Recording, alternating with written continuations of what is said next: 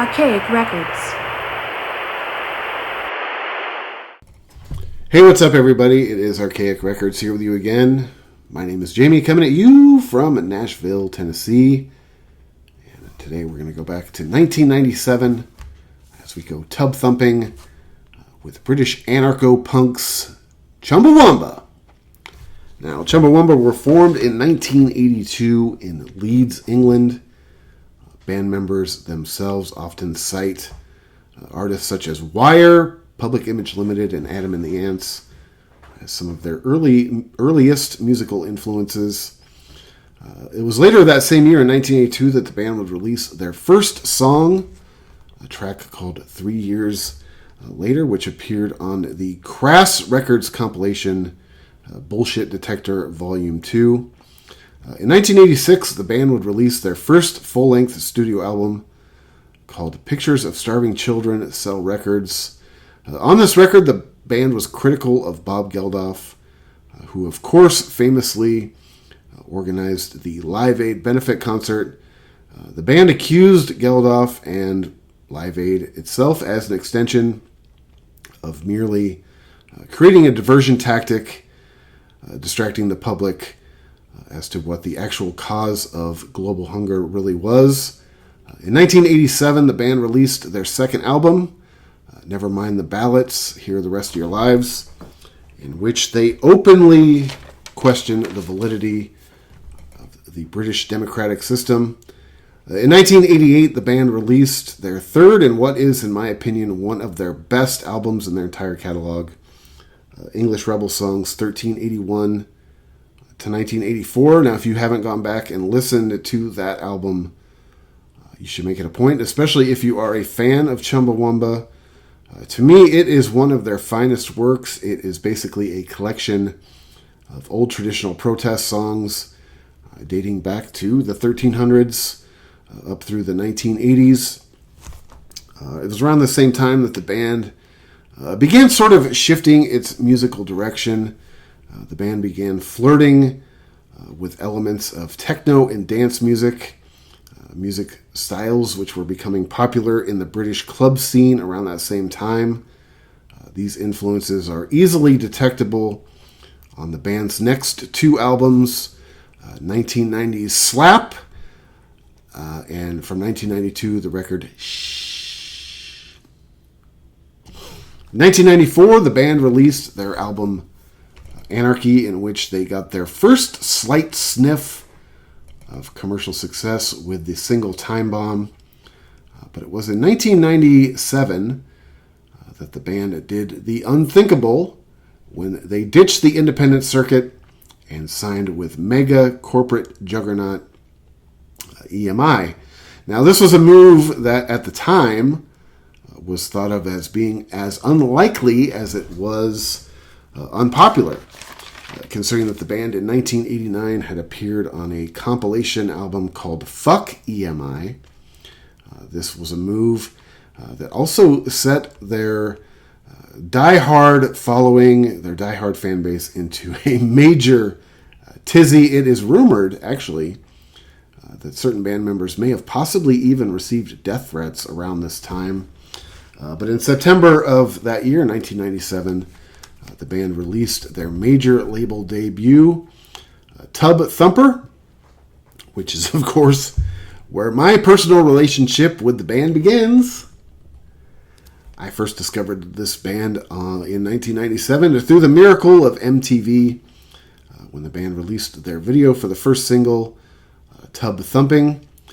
Now, this was a song that I was immediately drawn to. There was something about it that I had never heard before. It was catchy, it was heavy, it was poppy, and at the same time it was a little bit punky and kind of a lot silly, to be honest with you. It was a song that within my general sort of peer group was quite divisive, dare I say unpopular. Most of the people that I knew or I was friends with at the time could not stand the song. They thought it was annoying, they thought it was irritating, but there was something about it to me that just sort of instantly stuck to me. Like I said, I loved the video. I kind of loved how catchy it was. Even nowadays, when you hear that song, Tub Thumping, you can't help but spend the rest of the day singing it. At the time, I liked it so much that I took a trip down to one of my local record stores and immediately bought the single for the song Tub Thumping. Now, back in those days, there were a lot of reasons why I liked buying CD singles as opposed to albums. For one, buying new CDs back in those days was ridiculously expensive. Now, of course, for those of you too young to remember, this was the days before you could just throw an album into your Spotify library. You actually had to leave the house, walk down to your local record store, hope that they had it for one thing, and then throw down some serious shekels to secure it. So oftentimes for me, buying a CD single was a good way to get maybe a song I wanted, or sort of, test the waters of an audience. I remember thinking at the time, even though I loved the song Tub Thumping, I was like, do I really need a whole album of this? I mean, if this is what the band sounds like. So I took this album home, and because it was so sort of unpopular with my girlfriend at the time and all of my friends, I sort of hid this album. I lived with it in shame for quite a while. Actually, this single, though, if you go back and listen to it, the B-side on this single is a song called Farewell to the Crown, which is a song I really love a lot also. It also has a song called Football Song, which, I could sort of take or leave. And then it's got a couple of remixes of the Tub Thumping song. That was a big thing on singles in the 1990s, was the remixes. Around the same time that the song became popular, was becoming popular, you started hearing a lot of rumors about this band, a lot of stories, a lot of sort of urban legend and folklore. People were saying, oh man, this band's been around for 15 years. They're a bunch of anarchists. These guys run with crass. And this was all stuff that, back in those days, like I said, pre-internet, you couldn't just, Google what a band was all about. A lot of it was stuff you had to read in magazines. A lot of it was stuff that was kind of, word of mouth. You didn't know what to believe. You didn't know if people were just talking shit. But there was always, it kind of added a shroud of mystery over this band when you started hearing all these stories that this band had a whole bunch of records out. They'd been around since the early 80s. It's like, who are these guys? Why are there so many of them? What does Chumbawamba even mean? But it wasn't really until the next single came out off of this record, Amnesia, that it really solidified my fandom. I remember I saw the song Amnesia on MTV, and I really liked it a lot. It was a lot different than the song Tub Thumping. Another song I really loved. Of course, it has the lyric, do you suffer from short-term memory loss? I don't remember. That's some good old anarchy humor there for you. But anyway, after hearing that song and seeing the video for it, I was hooked. I did go out at that point in time and I bought the entire album. And really, I loved the whole thing. I, at that point, decided to make my fandom public. I came out of the closet, if you will, and I really embraced my fandom. And really, this is a band that I have stuck with really ever since. From this point moving forward and backwards, for that matter, I went back and I bought all of the albums that preceded this one. I own all of them to this day. And I followed this band up through the end of their career in 2012. Now, unfortunately, this is a band that I never had the opportunity to see live. I shouldn't say I never had the opportunity. This is a band I didn't see live. I do believe I had ample opportunity over the years, and I don't know why I didn't take it. It is something that I regret in my musical fandom, that I never got a chance to see this band live. But this was a band I really followed all the way through to the end of their career. This is a band that I preached the gospel of as much as possible. And it's funny because when you do preach the gospel of Chumbawamba to people based on their sort of, I guess, status, you could say, within our popular culture, when you start preaching the gospel of Chumbawamba to people who maybe aren't in the know or probably only know them as being a one-hit wonder, it's always the source of a good snicker when you try to preach the gospel of Chumbawamba to those, like I said, who are maybe not quite in the loop. I know this is a band that still to this day, even 10 years post-mortem, 11 years post-mortem, I guess, really, this is a band that still have just a huge, passionate, die-hard fan base. Like I said, sometimes when you talk to casual music people about this band, you get the side-eye or the snicker. But if you ever have the good fortune of running into another die-hard Chumbawamba fan, you're going to find, you'd be hard-pressed, I guess I should say, you'd be hard-pressed to find anybody who is as passionate about a band as any sort of die-hard Chumbawamba fan. So let's get into this record for just a minute. Of course, the record starts off with the title track. I guess you could call it that, Tubthumping. This is a song I absolutely love.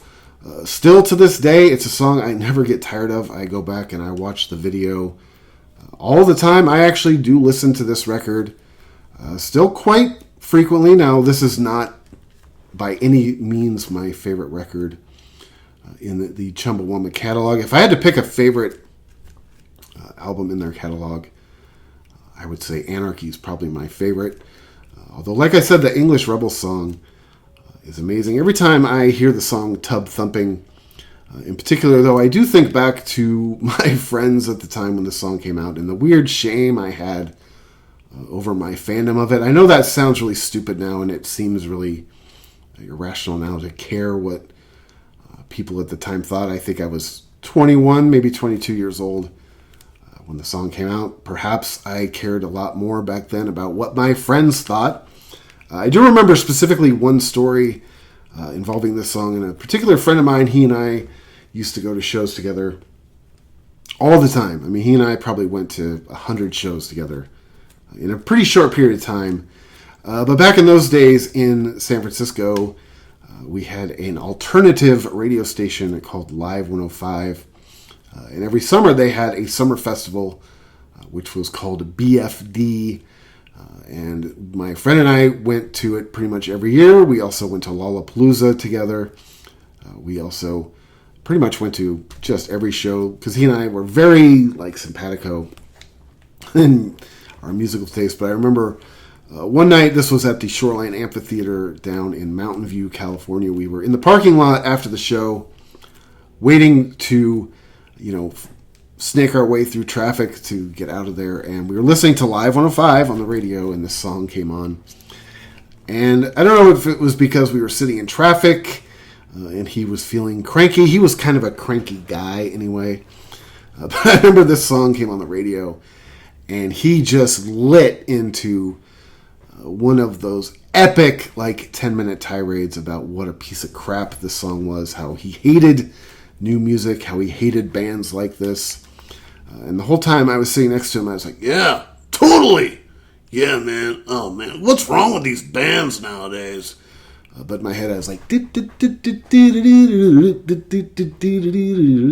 I loved it, and I still do. I never get tired of it. Like I said, it's a song that's almost 30 years old now. The next song is Amnesia. Like I said, this was the song that solidified my fandom. This was the song that actually inspired me to go out and buy the record in its entirety, and I've not regretted it for 1 second ever since. I love this song. Again, it's got that real, anarcho wit about it. Do you suffer from long-term memory loss? I don't remember. I mean, Johnny Carson couldn't write jokes that good. I love that song, though. Like I said, I actually credit that song more than Tubthumping as actually being the song that spawned my genuine fandom. The next song is Drip, Drip, Drip. I love this song also. Very catchy. One thing I like about this record is, for one thing, I should go back and mention that this album was produced by the band. It was released on September 1st, 1997. I do love the production on this record, and I like the sort of different musical stylings that this record has. It really takes you down a bunch of different sort of avenues. Now, not every single one is necessarily my favorite, but I do really like the song Drip, Drip, Drip. After that is a song called The Big Issue. I do like this song. The thing that stands out most about this song to me is it has a real like kind of Talking Heads Road to Nowhere intro. But I do really like this song. Again, this album takes you in a lot of different styles. I like the instrumentation on this song. The next song is The Good Ship Lifestyle. This is a really good song.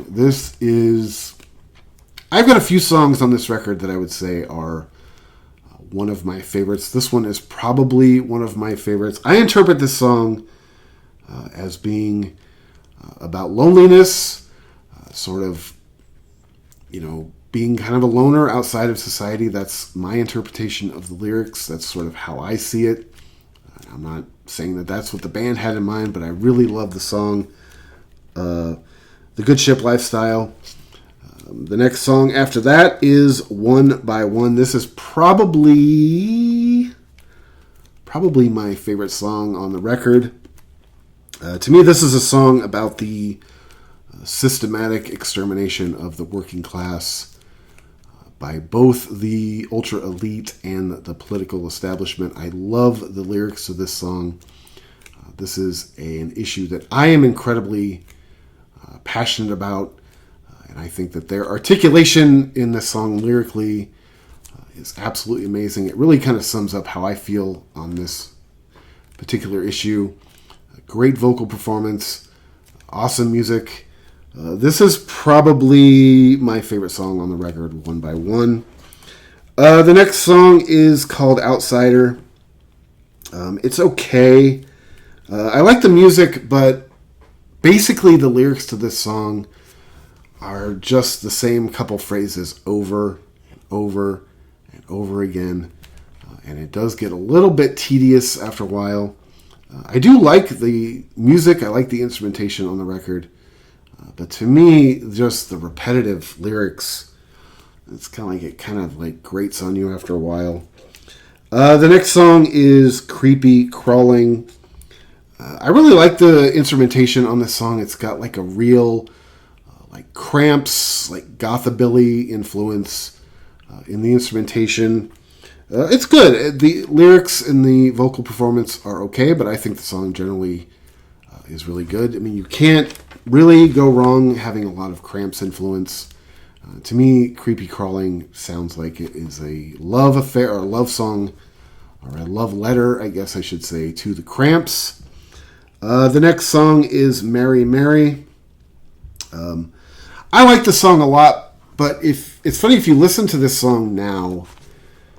To me, this song sounds very like 1997. It sounds, sort of dated. I don't really. I mean, I guess that's not really. I'm not necessarily saying that as a dig. I think a lot of this record has actually aged pretty well musically. This is like the one song on the record to me that is very much like a time capsule. It's like, okay, this is 1997 right here. I don't think it's a bad song. I like the lyrics. I like the vocal performance on it, but it is stylistically and musically, it just sounds a little dated in my opinion. The next song is Small Town. This is another one of my favorite songs on the record. I really like the music a lot and the lyrics a lot. And this song has one of my favorite vocal performances on the entire record. I absolutely love the song, Small Town. The next song is I Want More. Probably if I had to pick a least favorite song on this record, it would probably be I Want More. To me, this song, just musically, it reminds me a little bit too much of Prodigy. Now, if you're a Prodigy fan, no hate going your way. But to me, that is a band I could just never get. I don't get Prodigy. I could never understand it. Sorry! To me, the song I Want More is a little bit too much like just Prodigy. It's got decent lyrics, and the vocal performance is okay, but I just can't get past the... Every time I hear it, I want to like it. Does that give me any points of coolness? I want to like it, but to me, it's too much... Sorry. No disrespect to Keith Flint. I just was never a big Prodigy guy. Sorry! And the album ends with a song called Scapegoat. To me, again, it's a little bit too much Prodigy influence for me on this song. This one also has a tinge of Ministry mixed in there. Another band I'm not particularly fond of. I do think this song is okay.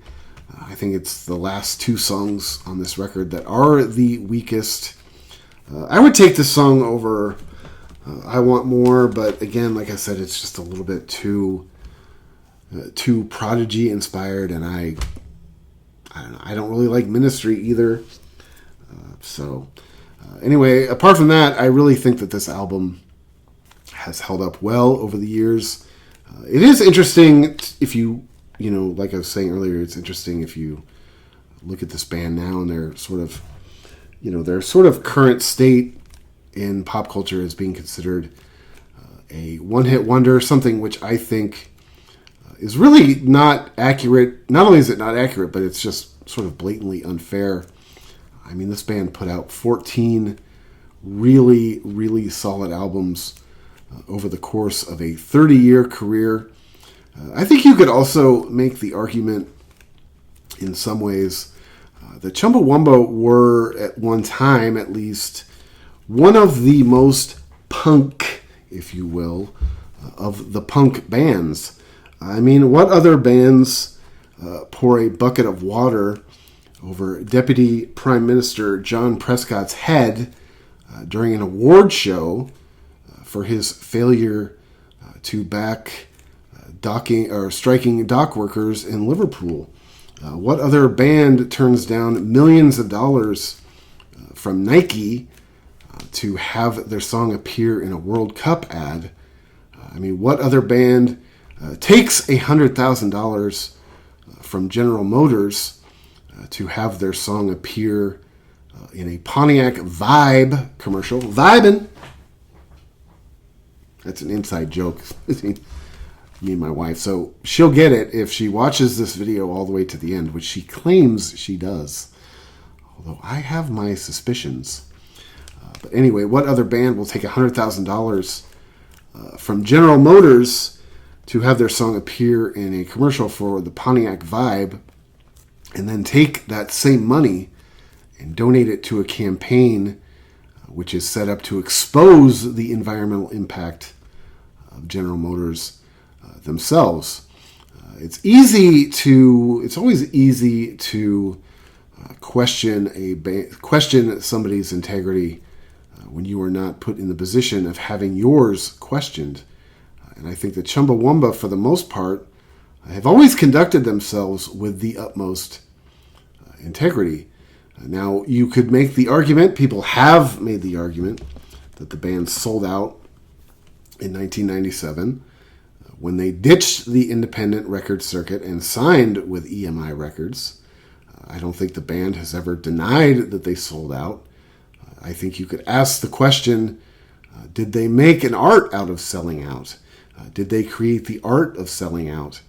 Or was it that they thought possibly they would be easier to bring down the system from within? Or did they come to the realization that a lot of the independent record labels, who so many of us romanticize, myself included, did they come to the realization that a lot of those independent record labels are just as capitalistic and corrupt as the big dogs? I mean, I don't know. I don't even know what Chumbawamba means. Anyway, man, thank you so much for checking out this video. This is Archaic Records. My name is Jamie, coming at you from Nashville, Tennessee. Be sure to go out and support your local record store. Go out and listen to Chumbawamba. Check back on this channel every week for Morrissey Monday, my weekly celebration of all things Morrissey and the Smiths. And until next time, my friends, I'll talk to you then.